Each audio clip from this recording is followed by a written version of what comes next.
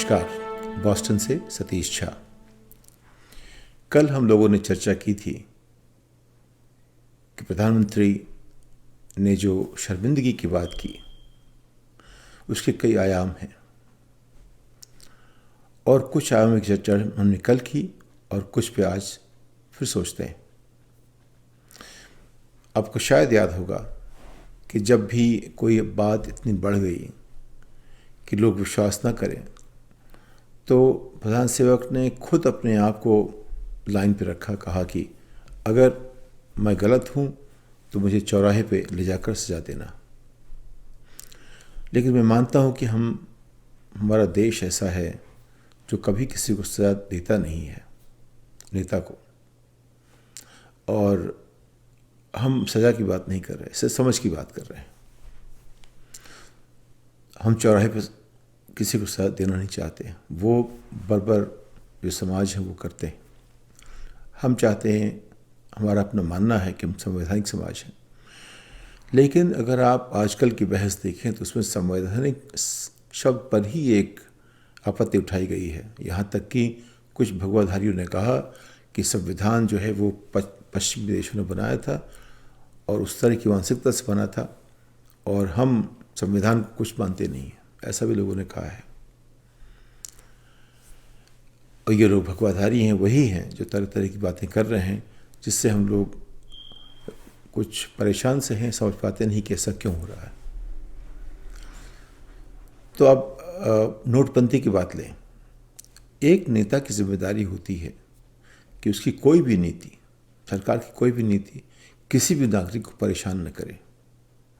आप देखिए नोटबंदी में कितनी जानें गई, कोविड के ज़माने में कितनी जानें गई, उसमें कितनी मौतें ऐसी थीं, लाखों की तादाद में कम से कम कोविड में और सैकड़ों की तादाद में नोटबंदी में, जो नहीं होनी चाहिए थी। और इनसे कोई फ़ायदा नहीं हुआ। नोटबंदी का फ़ायदा आप गिनना चाहें तो मुश्किल होगी ढूंढने में कि क्या फ़ायदा हुआ। आज अगर बात शुरू हुई थी कुछ एक साल पहले काले पैसे को लेकर के, काला पैसा एक कहीं मिला नहीं, उसकी बात तक ख़त्म हो गई है। और लोकपाल, वो उससे शुरू हुई थी एक यात्रा, अन्ना हज़ारे ने की थी, उसमें भाजपा उसका साथ दे रही थी, लेकिन लोकपाल कहीं बना नहीं। कि हम कैसे देखें, विचार के अलावा हम कैसे देखें कि शर्मिंदगी कहाँ से आती है। शर्मिंदगी तब आती है जब गार्जियन अखबार इंग्लैंड का कहता है कि भारत का जो लोकतंत्र है वो कुछ अजीब सा है, दुनिया में सबसे विचित्र है। मुश्किल तब होती है जब न्यूयॉर्क टाइम्स ऐसे अखबार लिखते हैं कि भारत में एक समुदाय विशेष के खिलाफ एक मुहिम चल रही है। जब तमाम अखबार पूछते हैं, सवाल आते हैं कि भारत में क्या हो रहा है, और दुनिया भर में, चाहे वो पत्रकारिता में हमारी जगह जो है वो नीचे आ गई है, जो अभिव्यक्ति की आज़ादी के ऊपर हमारी जगह बहुत नीचे आ गई है, जितने भी मानक हैं उन सब पे अगर 8 साल में हमारी जगह नीचे आती चली गई दुनिया भर में, तो मुझसे क्या कहेंगे। शर्मिंदगी क्या होती है। अब इसके साथ और जोड़ के देखते हैं। हमने कल बात की, बैंकिंग की बात की, जनधन योजना की बात की। अब हर किसी योजना को ले लीजिए, कहाँ आपको ऐसा दिखता है कि हमने बहुत अच्छा किया है। मैंने कल आप एक जिक्र किया था, सिर्फ विदेशी जो मुद्रा हमारे पास है वो अपने आप में एक अच्छा सूचक है इस बात का कहीं कुछ अच्छा हुआ था, लेकिन उसके अलावा ऐसा अच्छा क्या हुआ है। किसी भी राजनीतिक और नैतिक और आर्थिक या सामाजिक या किसी मुद्दे पर हमने कहाँ कुछ ऐसा पाया है जो जिसकी हम इस पर गर्व कर सकें। धारा 370 पे देखिए, आज भी एक अध्यापक की हत्या कर दी गई कश्मीर में। वो कौन कर रहे हैं? ये हमारे देश के नागरिक नहीं हैं, ये आतंकवादी हैं। ये आतंकवादी कौन है? जो सीमा पार से आए हैं या जैसे भी आए हैं, लेकिन ये आतंकवादी हैं, ये मान के चलना पड़ेगा। उनको एक समुदाय का रंग दे करके और उस पर कश्मीर फाइल्स बना करके हम कोई उस एक समस्या का समाधान नहीं कर पाएंगे। तो कहीं भी जितनी समस्याएं थी, कौन सी समस्या सुधरी है? वो उनके जो चाहने वाले हैं भगवा नीतियों के, वो कहेंगे कि तमाम चीज़ें हैं, जो भी हम चाहते थे हो गया। 370 हो गया। एक तरह से देखिए तो अभी जो यूनिफाइड जो सिविल कोड है उसकी बात चल रही है। तो वो धीरे धीरे जो जनतंत्र की, लोकतंत्र की, संवैधानिक लोकतंत्र की जो नींव है, उसकी दीवारें हैं, वो तोड़ रहे हैं। जो हमारे संस्थान हैं उन पर एक हमला हो रहा है हर जगह से देखें तो। 8 साल तक अखबारों के सामने अपनी बात न रख पाना, ये क्या दर्शाता है? आखिर क्यों वो बात नहीं कर पाते अखबार वालों से? आखिर क्यों वो किसी के साथ सवाल जवाब नहीं कर सकते? आखिर ऐसा क्या उनका जन्मसिद्ध अधिकार है कि वो किसी को जवाब देना नहीं चाहते? लोकतंत्र में चुने हुए प्रतिनिधियों की जवाबदेही होती है। वो जवाबदेही ब्रॉडकास्ट की नहीं होती है। ब्रॉडकास्ट की जो वो एक राजा ऐसा कर सकता था, एक बादशाहत में ऐसा होता था, शाहजहां ऐसा कर सकता था, अकबर कर सकता था, औरंगजेब कर सकता था। उसके अलावा किस राजा ने ऐसा किया? राजा भोज सुनते थे। हमारे जितने राजा जिनकी आप तारीफ करते हैं, जिनकी याद करते हैं, वो सब सुनते थे और बातचीत करते थे, लोगों के बीच में आते थे। लेकिन अगर चुना हुआ नेता सिर्फ एक ब्रॉडकास्ट करे और बातचीत ना करे, और जो भी जनतंत्र के जो खुले हुए जो संस्थान हैं, जो स्तंभ हैं, उन सब से अलग ऊपर उठ जाए, तो उसमें सबसे बड़ा नुकसान लोकतंत्र का होता है, लोकतंत्र की मान्यताओं का होता है, उसके मूल्यों का होता है।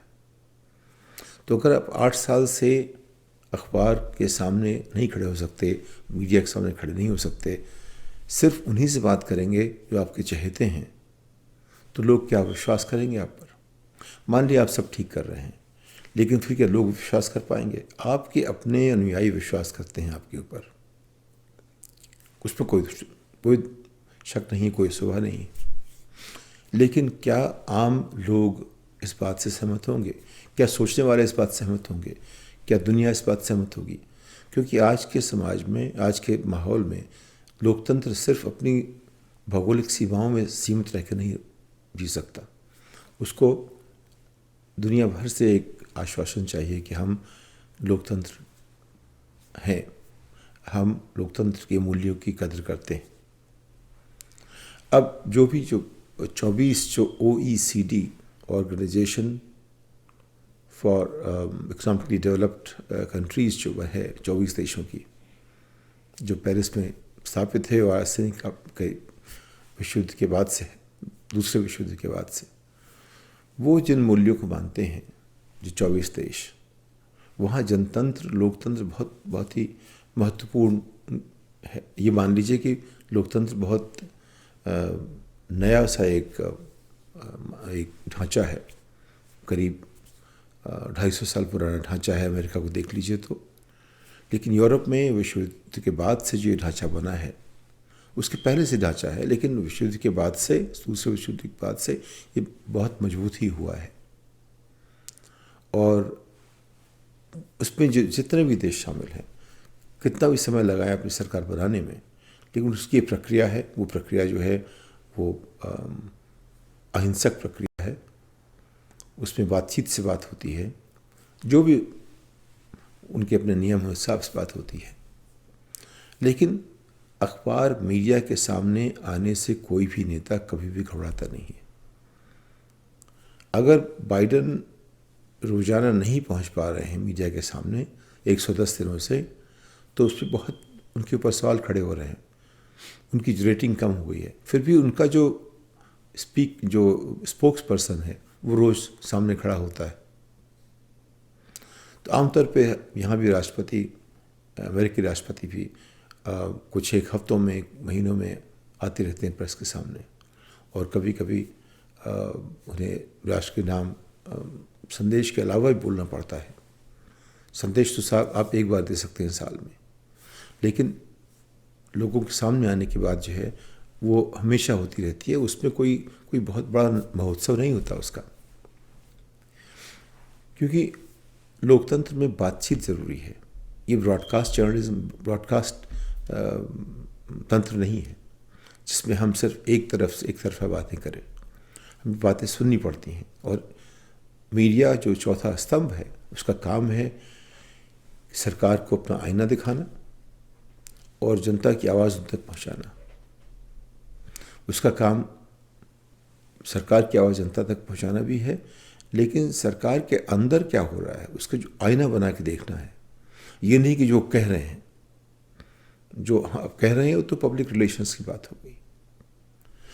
आप जो कह रहे हैं उसके पीछे क्या है, वो है जानना मीडिया का काम। जो आप छुपाते हैं, कहना गलत गलत तो छुपाना सही सही, वो एक शायद नुसरत फ़तेह अली खान ने कभी गाई थी एक गज़ल। खैर, तो जब शर्मिंदगी की बात आती है तो हमें यहाँ जो तमाम दुनिया भर के अखबार और दुनिया भर के जो संस्थान हैं जो हमारी डेमोक्रेसी को देखते हैं, आंकते हैं, वो कह रहे हैं, उनकी बात सामने लानी पड़ेगी।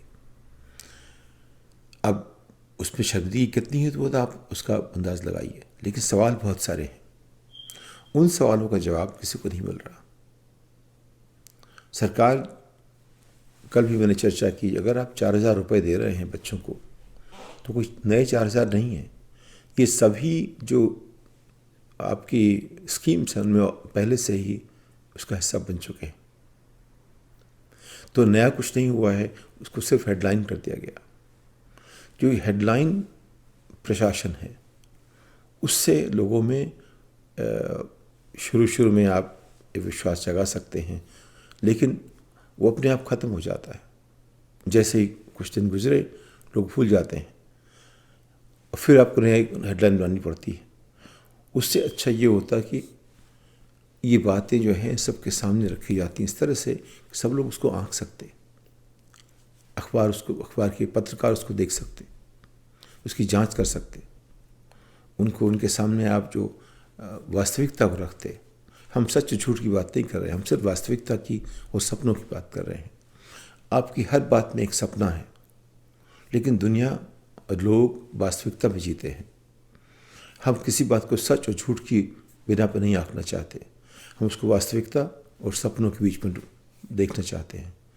हम किसी की आलोचना नहीं करना चाहते, समालोचना करना चाहते हैं, क्योंकि ज़रूरी है कि एक माहौल ऐसा बने कि लोग अपनी बात बिना गुस्से के, बिना आक्रोश के, बिना जोर से बोले कह सकें। लोकतंत्र में हमें जोर से बोलने की ज़रूरत नहीं पड़नी चाहिए। वो तब पड़ती है जब राजा या प्रशासन वो या तो अंधा हो जाए या बहरा हो जाए या पंगु हो जाए, उसकी जो भी उपयोगिता ख़त्म हो जाए, तब शायद जनता सड़क पे आती है, तब शायद आवाज़ें ऊंची होती हैं। लेकिन अगर आवाज़ ऊंची करनी पड़े तो अपने आप में एक लोकतंत्र की वखार है। लोकतंत्र, अच्छा लोकतंत्र लोगों को आक्रोश की सीमा तक जाने नहीं देता। अच्छा लोकतंत्र जब उसमें कुछ भी बुरा हो, जैसे आपसे मांग की एक समुदाय के नेता ने कि अगर आप किसी सरकारी पार्टी के प्रवक्ता ने ऐसी बात कह दी जिससे लोगों को नुकसान हुआ है, तो उनके साथ वही सलूक क्यों नहीं होता जो आपने तमाम जो कॉमेडियन के साथ किया, जिन्होंने बिना कॉमेडी के उनको पकड़ा गया। जितने मुसलमान लोगों के साथ आपने किया, उमर खालिद के साथ किया कि उसने कुछ ऐसा कहा भी नहीं, उसने तो प्रेम की बात की, और फिर भी उसको 22 महीने से 20 महीने से एक धरना के साथ रखा जा रहा है। उस पर सवाल कितना भी करें, कितनी बार भी वो अपील करे, लेकिन कचहरियाँ उसका ख्याल नहीं करती। तो इन सब चीज़ों से जो एक माहौल बनता है उसमें कोई पीठ ठोकने वाली बात तो नहीं है। तो चलिए, शर्मिंदगी नहीं हुई तो पीठ ठोकने वाली बात कहाँ बनी। अगर हम तो चाहते थे हम हर चीज़ पे सरकार के पीठ ठोके, कहें क्या हमारी कितनी अच्छी सरकार हमारी है, लेकिन ऐसा क्यों नहीं हो पाता। सिर्फ भक्ति ऐसा क्यों कह पाते हैं, आम आदमी क्यों नहीं कहता, सोचने वाले लोग क्यों नहीं कहते। इन सब बातों को सोचना पड़ेगा हमें। इस बात के साथ अगली पायदान तक आपसे विदा लेता हूँ। नमस्कार।